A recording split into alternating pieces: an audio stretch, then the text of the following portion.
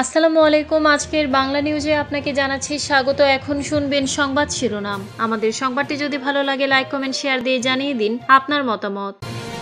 ধানের শীষ আপনাদের পাশে আছে নৌকার সমর্থকদের ফখরুল।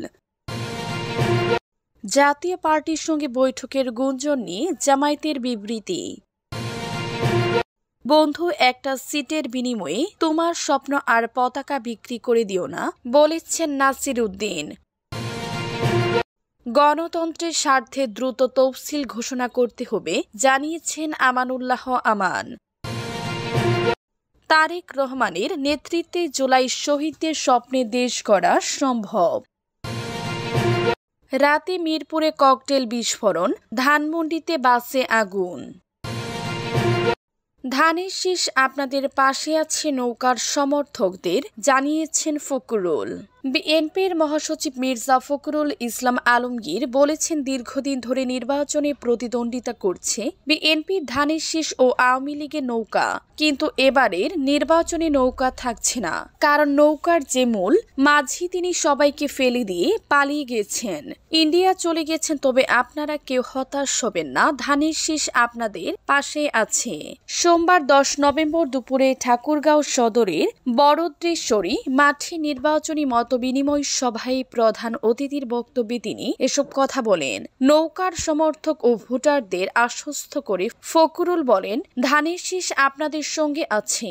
আমরা বেঁচে থাকতে আপনাদের গায়ে কেউ ফুলে টুকাও দিতে পারবে না। বিএনপির মহাসচিব বলেন, দেশের জনগণ পিআর না বুঝলেও তা চাপিয়ে দেবার চেষ্টা করছে আর দল। একই সঙ্গে গণভোটকে কেন্দ্র করে নির্বাচন পিছাতে ঝামেলা করছে তারা। আগে ভোটে জেতেন, তারপর পিআর বাস্তবায়ন করেন।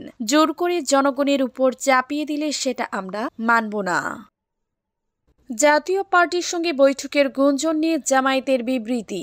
বাংলাদেশ জামায়াতে ইসলামের সেক্রেটারি জেনারেল ও সাবেক এমপি মিয়া গোলাম পরোয়ার এবং জাতীয় পার্টির জাপা মহাসচিব শামীম হায়দার পাটোয়ারির মধ্যে গোপন বৈঠক অনুষ্ঠিত হওয়ার সংবাদের তীব্র নিন্দা ও প্রতিবাদ জানিয়েছে জামায়াত ইসলামী। সোমবার 10 নভেম্বর এক বিবৃতিতে জামায়াতের সহকারী সেক্রেটারি জেনারেল এবং কেন্দ্রীয় প্রচার ও মিডিয়া বিভাগের প্রধান অ্যাডভোকেট এহসানুল মাহবুব জুবায়ের এ নিন্দা ও প্রতিবাদ জানান।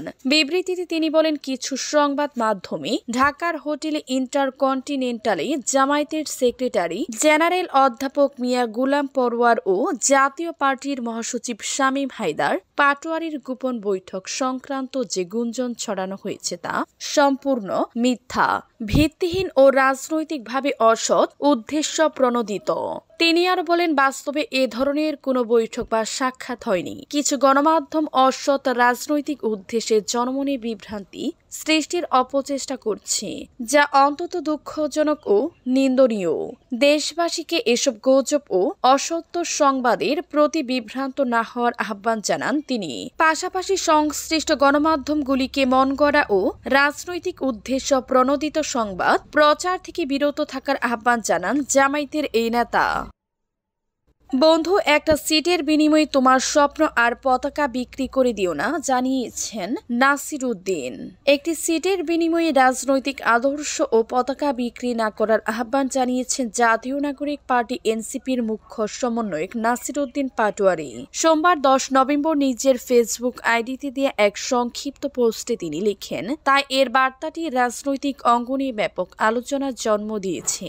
অনেকে মনে করছেন এটি আসন্ন জাতীয় নির্বাচনে প্রেক্ষাপটে নীতিগত অবস্থান বজায় রাখার আহ্বান। এর আগে বিকেলে রাজধানীতে দলের কার্যালয়ে এক সভায় অংশ নিয়ে নাসির উদ্দিন পাটোয়ারি বলেন, বিএনপি ও জামায়াতের বাহিরে একটি সংস্কার জোট গঠনের প্রক্রিয়া চলছে। তিনি বলেন, জাতীয় নির্বাচনের আগে এই জোট হবে, আমরা ইতিমধ্যে আলোচনা শুরু করেছি। সভায় তিনি আরো বলেন, যদি জুলাই সনদের আইনি ভিত্তি না হয় এবং নির্বাচন পিছিয়ে যায়, তাহলে তার দায় বিএনপি ও জামায়াতকে নিতে হবে। দ্রুত জুলাই সনদ বাস্তবায়নের একটি পদ্ধতি বের করে ফেব্রুয়ারিতে নির্বাচন আয়োজন করতে হবে। ইতিমধ্যে সমঝোতার ডেডলাইন শেষ। নাসির উদ্দিন পাটোয়ারি কর্মীদের উদ্দেশ্যে আরো বলেন, কারো বুকে দড়িপাল্লা থাকুক বা ধানের শীষের, সবাইকে বুঝে শুনে সংস্কার জোটে ভোট দিতে হবে। গণতন্ত্রের স্বার্থে দ্রুত তফসিল ঘোষণা করতে হবে জানিয়েছেন আমানুল্লাহ আমান। বিএনপির চেয়ারপারসনের উপদেষ্টা ও ঢাকা ২ আসনের ধানের প্রার্থী আমানুল্লাহ আমান বলেছেন, দেশের গণতন্ত্রকে সুসংহত করতে দ্রুত জাতীয় নির্বাচনী তফসিল ঘোষণা করা অত্যন্ত জরুরি। জনগণ এখন একটি অবাধ ও সুষ্ঠু নির্বাচনের অপেক্ষায় রয়েছে। তিনি বলেন, যে কোনো পরিস্থিতিতে আগামী ফেব্রুয়ারির প্রথমার্ধে জাতীয় নির্বাচন অনুষ্ঠিত হবে। সোমবার ১০ নভেম্বর বিকেল ৫টায় কেরানীগঞ্জ উপজেলার বাঘাপুর স্কুল অ্যান্ড কলেজ মাঠে বস্তা ইউনিয়নের ৭, ৮ ও ৯ নম্বর ওয়ার্ডের নেতাকর্মীদের সঙ্গে মতবিনিময় সভায় প্রধান অতিথির বক্তব্যে তিনি কথা বলেন। আমানুল্লাহ আমান বলেন, নির্বাচন ঠেকানো বা পিছিয়ে দেওয়ার কোনো চেষ্টাই সফল হবে না। জনগণ ভোটের অধিকার ফিরে পেতে প্রস্তুত। নির্বাচন কমিশনের উচিত সময়ক্ষেপণ না করে অবিলম্বে জাতীয় নির্বাচনী তফসিল ঘোষণা করা। তিনি বিএনপির ভারপ্রাপ্ত চেয়ারম্যান তারেক রহমান এবং দেশনেত্রী বেগম খালেদা জিয়াকে ধন্যবাদ জানিয়ে বলেন, তাকে ঢাকা ২ আসনে দলের প্রার্থী হিসেবে মনোনীত করার জন্য তাদের প্রতি আন্তরিক কৃতজ্ঞতা। আমান আরও বলেন, কেরানীগঞ্জ বিএনপির ঘাঁটি। এখানকার মাটিতে শহীদ প্রেসিডেন্ট জিয়া রহমান, দেশনেত্রী খালেদা জিয়া এবং তারেক রহমানের পদচিহ্ন রয়েছে। আগামী নির্বাচনে ধানের শীষের পক্ষে ঘরে ঘরে ভোট চাইতে হবে। তিনি অভিযোগ করেন, একটি দল ধর্মকে ব্যবহার করে জনগণকে বিভ্রান্ত করছে। তারেক রহমানের নেতৃত্বে জুলাই শহীদদের স্বপ্নের দেশ গড়া সম্ভব। জুলাই গণ অভ্যুত্থানে শহীদ মীর মুগ্ধের ভাই মীর মাহবুবুর রহমান স্নিগ্ধ বলেছেন, তারেক রহমানের নেতৃত্বে দেশকে এগিয়ে নিতে হবে। তার নেতৃত্বে শহীদদের স্বপ্নের দেশ গড়া সম্ভব। জিয়ার রহমানের আদর্শ বিএনপি নেতাকর্মীদের লালন করতে হবে। আগামী নির্বাচনে ধানের শীষে ভোট দিয়ে বেগম জিয়া ও তারেক রহমানকে ক্ষমতায় আনতে হবে। সোমবার ১০ নভেম্বর বিকেল ৩টার দিকে শহরের আলাইপুরে জেলা বিএনপির কার্যালয়ে আয়োজিত মতবিনিময় সভায় প্রধান অতিথির বক্তব্যে স্নিগ্ধ এসব কথা বলেন। মীর মাহবুবুর রহমান স্নিগ্ধ বলেন, গত ১৭ বছর খুনি ফ্যাসিস্ট হাসিনা দেশের মানুষকে নির্যাতন নিপীড়ন করেছে। বিএনপি সবচেয়ে বেশি নির্যাতিত হয়েছে। আন্দোলনের সময় আমরা আপোষ করিনি। গণভবনে নিয়ে আপোষ করার জন্য চেষ্টা করা হয়েছে। বাধ্য হয়ে তখন আমাদের আত্মগোপনে থাকতে হয়েছে। বেগম জিয়া যেমন সন্তানের লাশ ধরে নীরবে দাঁড়িয়েছিলেন, আমার মাও সেভাবে মুগ্ধর লাশ নিয়ে দাঁড়িয়েছিল। জুলাই গণ অভ্যুত্থানে ২,০০০ মানুষ জীবন দিয়েছে। চিরতরে ফ্যাসিস্টের পতনের মধ্যে দিয়ে এসব হত্যার বদলা নিতে হবে। নাটোর জেলা বিএনপির আহ্বায়ক রহিম নেওয়াজের সভাপতিত্বে ও সাবেক যুগ্ম আহ্বায়ক ফরহাদ আলী দেওয়ান শাহিনের সঞ্চালনায় অনুষ্ঠানে আরো বক্তব্য রাখেন জেলা বিএনপির যুগ্ম আহ্বায়ক সাইফুল ইসলাম আক্তার প্রমুখ। রাতে মিরপুরে ককটেল বিস্ফোরণ, ধানমন্ডিতে বাসে আগুন। রাজধানীর মিরপুরের শাহ আলী মার্কেটের সামনে ৩টি ককটেল বিস্ফোরণের ঘটনা ঘটেছে। আর ধানমন্ডি ল্যাব ৮ হাসপাতালের সামনে একটি বেসরকারি বিশ্ববিদ্যালয়ের বাসে আগুন দেওয়ার ঘটনা ঘটেছে।